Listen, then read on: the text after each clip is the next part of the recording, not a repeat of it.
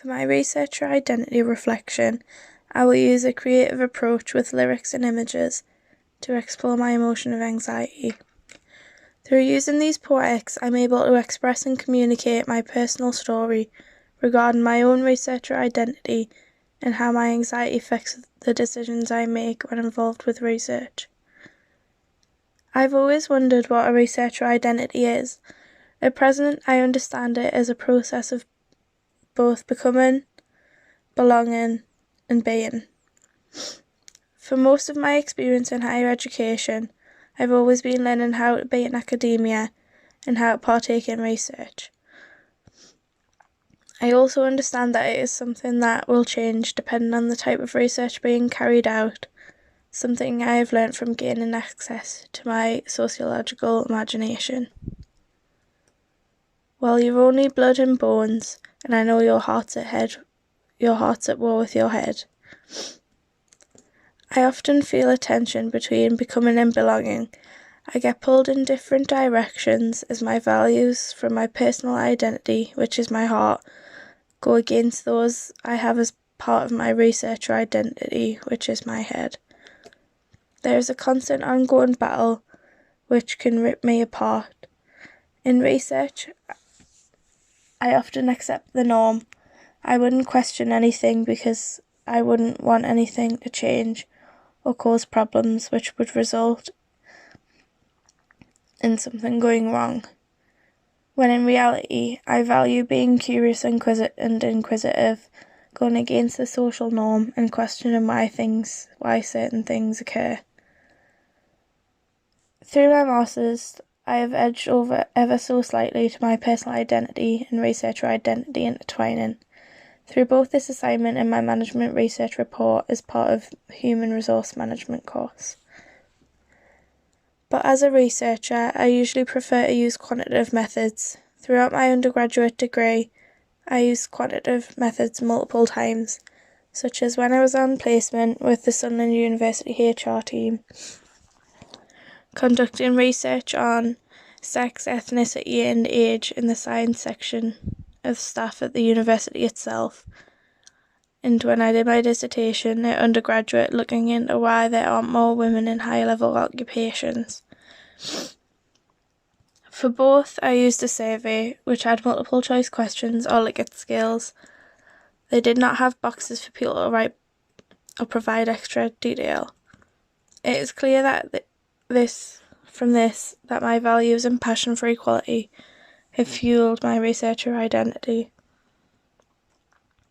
Although quantitative methods are not the usual preferred method of choice for most sociologists, this is including those who taught me throughout my degree, bar one, it's the method I was the most comfortable with.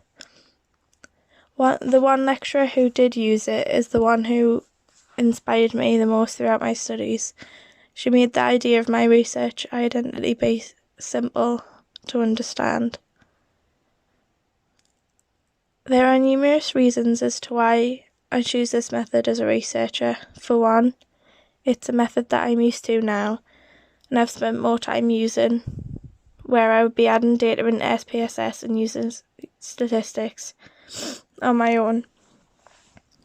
There was only one time I used qualitative methods, and that was during my masters this year, conducting an email interview with a HR manager at a manufacturing company. Even via email, I felt uncomfortable to ask direct questions to the participant and then having to follow up on any answers she had given. I felt as if I was being annoying and getting in the way of her busy schedule. I was scared of causing offence, and I had thoughts of the questions being too personal or invasive, wasting her time, and I didn't want to look stupid. Don't get too close, it's dark inside, it's where my demons hide. This image and lyrics depict demons inside a person's head.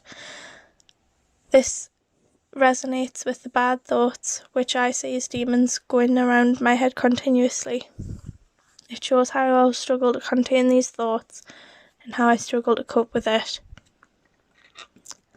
This can be shown further in my own life experiences and stories with anxiety.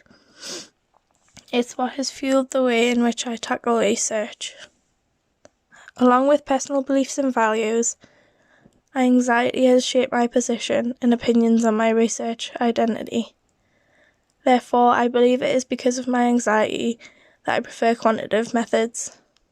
One explanation I have for this is because it provides set answers, ones in which I don't have to interpret or make sense of myself. Having certainty is something that I need because of anxiety. I like having a stable structure to help me battle multiple other thoughts, rather than having data which could have multiple different interpretations and meanings to myself and to others who read it. The quantitative data is most consistent, precise and reliable, and it gives me an element of control of the research that I'm doing. It's because of my anxiety that I don't like the unknown, which qualitative methods can give you. I don't really fare well with unpredictability or uncertainty, as it can cause a lot of distress. Knowing the answers and what to expect makes it a lot easier for me to comprehend. Attribution theory itself shows that in researching identity, you need to feel in control over the outcome of research. This can help to further explain the reason as to why I would rather conduct quantitative research rather than the qualitative. I need to be able to understand why a certain outcome happens and how. And this is a way that gives me more motivation to complete the research successfully, which can sometimes be difficult because of anxiety. Oh, I tried so hard to change, but the devil locked my door. I wear these heavy chains around my neck like a prisoner. I do understand that qualitative methods allow the participants being studied to speak freely.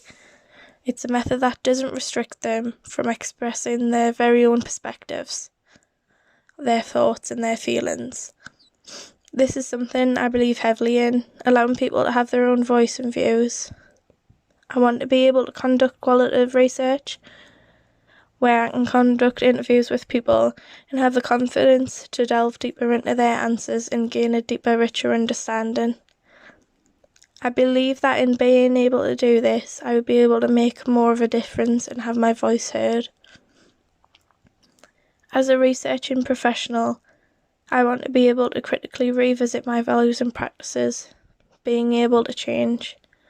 I am wanting to challenge the way in which I understand myself. However, although I believe that this is a method that should be used more often because of these reasons, I still do not feel confident in speaking to others or using a method that I'm not 100% with people I don't know. It feels as if I'm stuck as a prisoner in my own head with my own thoughts. I want to get out and be able to use methods which will help me to make a difference and understand issues like equality in depth, but at the moment, I just can't. It is also because of the fact I am most comfortable with quantitative methods I have struggled with this reflection assignment, as it is something that is completely new to me, using methods I've never used before. It has given me the freedom and the ability to use methods that I haven't seen or even thought about being able to use. But I've never been exposed to these types of research methods, and it has made me feel extremely uncomfortable, and I've struggled to make sense of it.